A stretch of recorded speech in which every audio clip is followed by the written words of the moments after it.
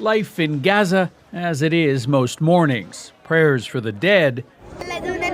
Tears from Alma Abu Khater, whose mother was killed trying to get aid. It's injustice, she says, killing and hunger and scrounging for food in a tent hit by an Israeli airstrike nearby. Media in Israel now report Israeli Prime Minister Benjamin Netanyahu wants to fully occupy Gaza. He hasn't confirmed that, but he says he does insist on completing the defeat of the enemy, Hamas. That's proven elusive after nearly 22 months of war in a country where the vast majority wants it to end, demanding a ceasefire so 20 hostages can return alive.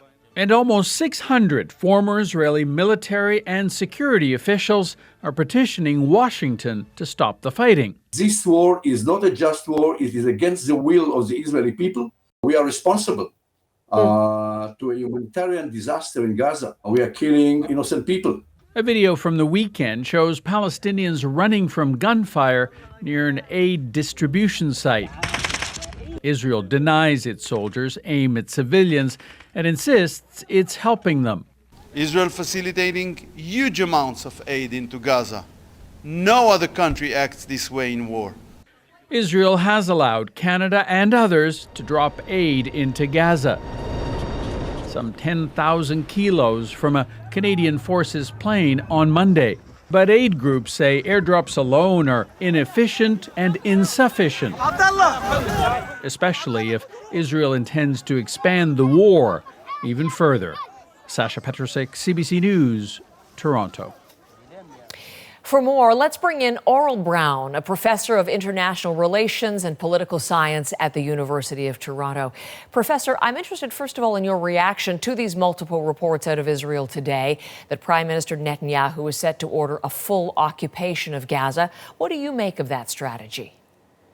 Since there are so many different things coming at us, it's very important to get to the big picture. And the big picture is this is a horrific situation that is not amenable to easy solutions. These are tremendously difficult dilemmas, and this is what any government, whether in Israel or elsewhere, faces. The Palestinian people, the Israeli people are suffering, and the only ones benefiting are Hamas, and they are deliberately starving the hostages to death, it seems. And so there has to be a reaction. Whether this will be the most effective one, whether this will work, or this is just a bluff, we don't know at this stage, so we have to wait. But I think we have to be very careful not to just assume that there is some kind of clean diplomatic solution. We are looking at one of the most difficult conditions possible.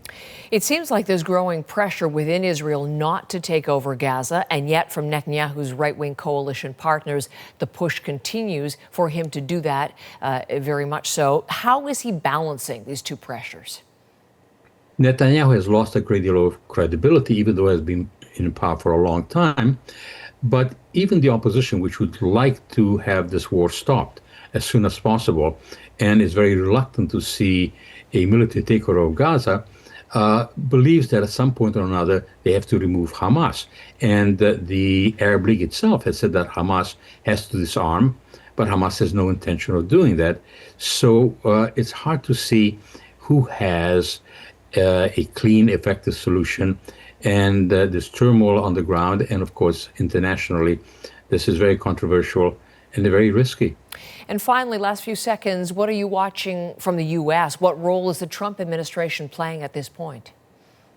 What is particularly interesting and significant is the shift in the viewpoint of the Trump administration, which had been quite optimistic. Mr. Trump undoubtedly hoped that he would get the Nobel Peace Prize, but as a negotiator, had come to the bitter conclusion that Hamas is an obstacle, that Hamas is irredeemable.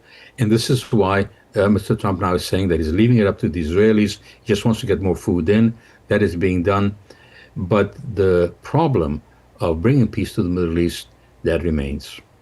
Professor Brown, I appreciate your perspective tonight. Thank you. Thank you.